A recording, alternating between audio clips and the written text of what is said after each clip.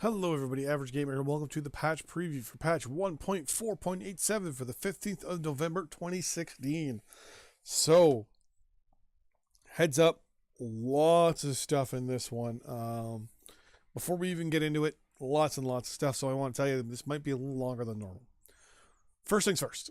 So, the linebacker, boom. Linebacker is on the wrong bloody screen. There it is. The linebacker. New clan heavy mech, just so you know. It can go 97.2 kph, so it's pretty much the fastest of the mechs out there when it comes to clan heavies. There's what 3, 4, 5, 6 variants of it in total. One being the champion, obviously. Here are the quirks. I did a video of it before. It's going to be a killer mech. Short, stocky, high hard points. So be careful when you see this thing on the battlefield. I have a sneaking suspicion it's going to be one of the new favorites. Clan Wave 1 heroes are going to be released. So you got the Kit Fox, the Kit Fox, the Adder, the Nova, Stormcrow, Summoner, Timberwolf, Warhawk, and Direwolf. All the hero mechs are coming out. So be prepared for those as well. New cockpit items, nothing too fancy, right? Just the U stuff. New decals, new faction decals, new letter decals. Every letter, 1A through Z. Right, I said Z. Numbers, hazard, different stop sign or signs like no step. Wide load, which I know people are going to put on their ass. Dummy sign, all the hazard signs. Some symbols from the periodic table elements, and words, the actual words. Alpha Strike, Davian, FRR, Ghost Bear, etc., etc., etc. are going to be in there. The next big thing, and the biggest of this whole patch, weapon changes and quirk changes. So pay attention here if you're not going to pay attention to anything else. Number 1, small lasers. The range has been increased from 135 meters to 150 meters. The max range has now gone up as well. It's going from 270 meters to 300 meters. Pay attention to that. Clan Large Pulse, it's being reduced from 1200 meters to 840 meters. Just so you know. And they should give the reason for it right here. Basically, they're saying it's too effective. PPCs, they now this is clan PPC or inner sphere PPCs. They do 6 seconds of anti-ECM instead of the original 4. ER PPCs now do 10 instead of 6. They've also reduced the heat for inner sphere PPCs from 14 to 13.5. Clan, same thing. It's now gone from 4 to 6 seconds. No heat change. Next thing, ballistics, AC2. They're reducing the heat from 0.8 to 6. Clan AC2s, the same thing, from 8 to 6. LBX2s are the same thing, all the way down to 6 from 8. AC5s and Clan LBX5s are both being reduced heat-wise. Increased from a level of 1 heat to 1.5 heat. Mainly because, when doing testing, they realized that AC5s and Clan and LBX5s very, very good. Clan 8 auto UAC2s. Jam chance has been increased to 17%. Jam duration is now reduced, though. So they jam more often, but not as long. UAC5s for Inner Sphere. The jam duration has been increased from 5 seconds to 6 seconds. The heat has also been increased on UAC5s from 1 to 1.5. Clan UAC, same thing. Difference, though, here is the jam chance has gone up by 2%, from 15 to 17% on UAC 15s or UAC 5s. The overall time is also increased by 1.5 seconds. So they're going to be jammed that 1.5 second longer. And the heat as well has been increased from 1 to 1.5%. Clan Ultra 10s. Jam chance has gone up by 3%. From 15 to 17 as well. And the jam time has gone up by 3 seconds from 5 to 8.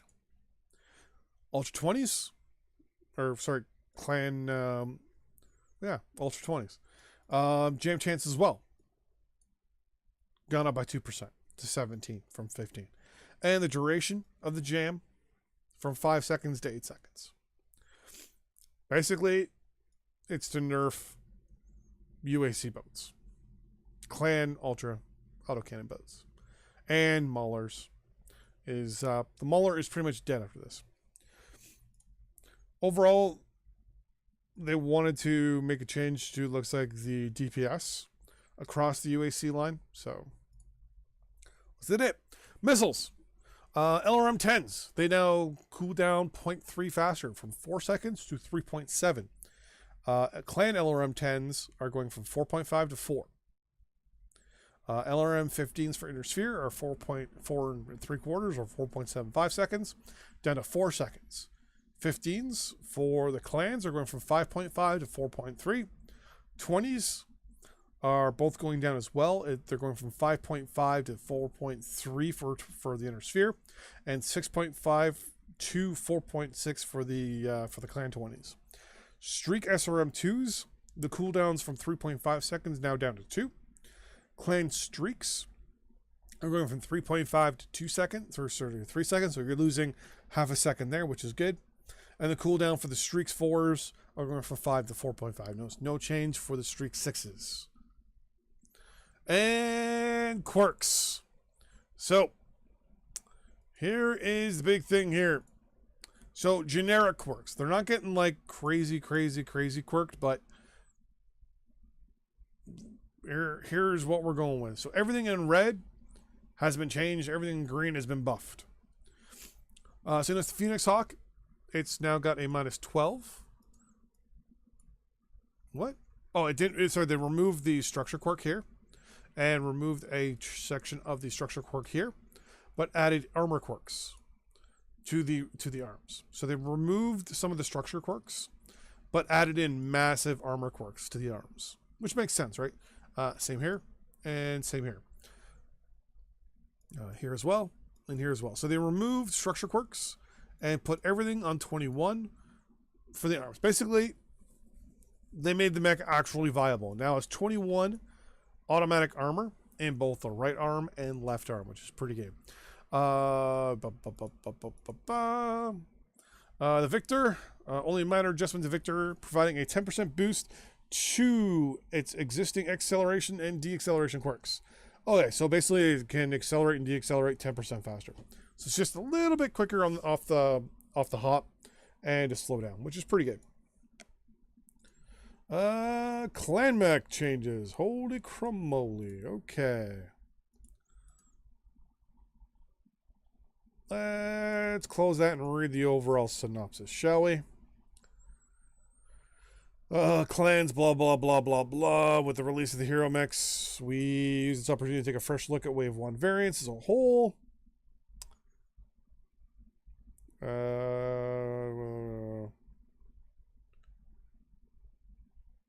Okay, quirks with from the arms and side torsos. So it looks like it's going to be mostly armor quirks as well, from the looks of it.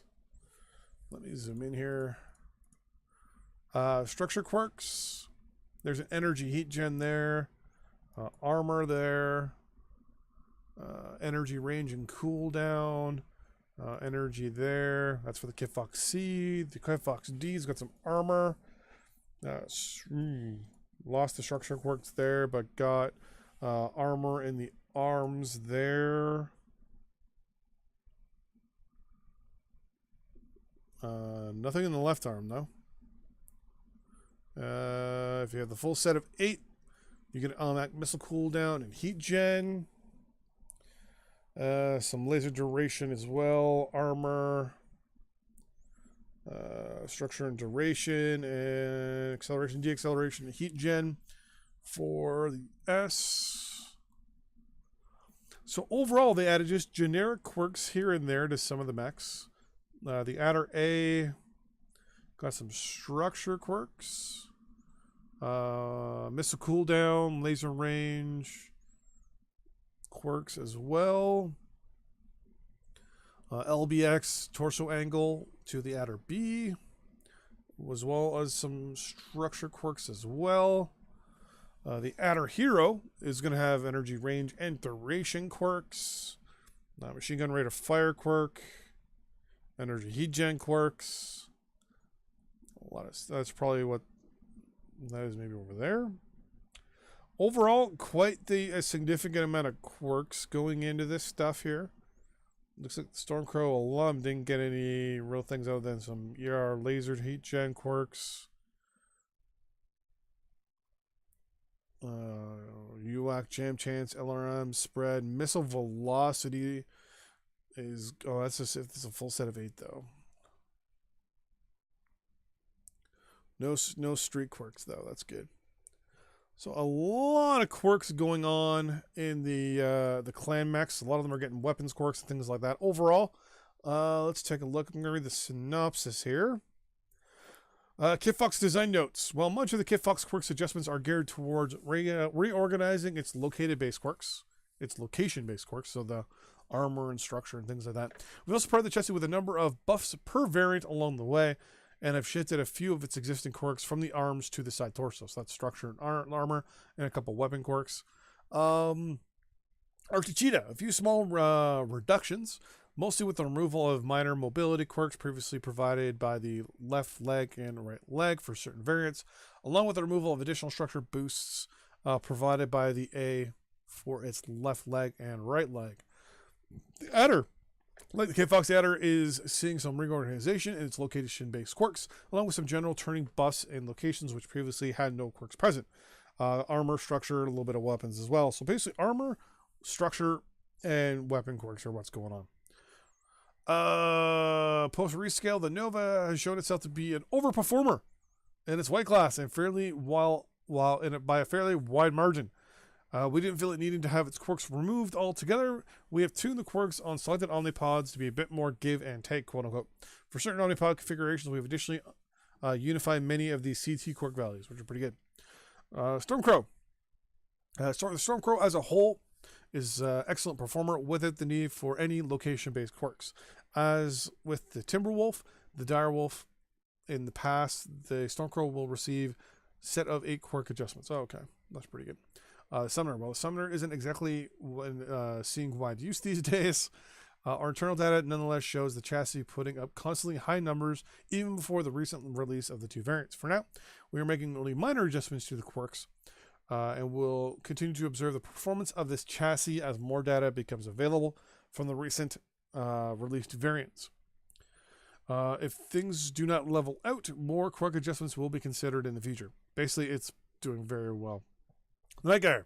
Although the Prime variant is seeing only a minor adjustment, we want to stress that the set of 8 quirks are primarily intended to offset inherent drawbacks, or provide more reward for placing weapons in less optimal locations. With the Prime loadout, we'll be seeing players take only the Prime Omnipods to boost what was already an optimal layout, which goes against the set of 8 as intended to accommodate. Basically, people are doing the meta builds on these things really quick, really fast, and they're really being optimized, and they're being optimized too good. Okay, so the mech is really good. Timberwolf, very strong performer as usual, with minimal location-based quirks in place as the Stormcrow and Direwolf. In this pass, Timberwolf will receive only the set of quirks if you have all 8 pods. I'm going to sneeze. I apologize. Or not. So the Warhawk and the Direwolf also get a change of just the 8 quirks. And of course, last but not least, the Kodiak, because of course, it's a Wave 1 mech, right? No, it's not, but it's still apparently getting looked at. Kodiak design notes. While the tuning of the Kodiak 3 will come as a bit of a surprise to most, this does not mean other variants are free from similar tuning. All the data indicates that the Kodiak chassis as a whole is currently overperforming against the majority of over 100-ton mechs.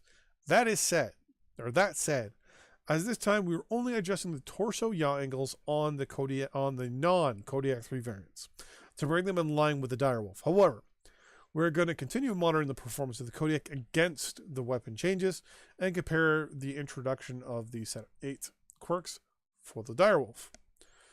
If the Kodiak continues to outperform its counterparts, we will continue to tune them appropriately. Basically, a lot of these mechs are doing way better than they should be and are getting counter buff, basically. Mech pattern retrofit. So we got the Shadowhawk, the Orion, the Locust, the Katara, and the Banshee.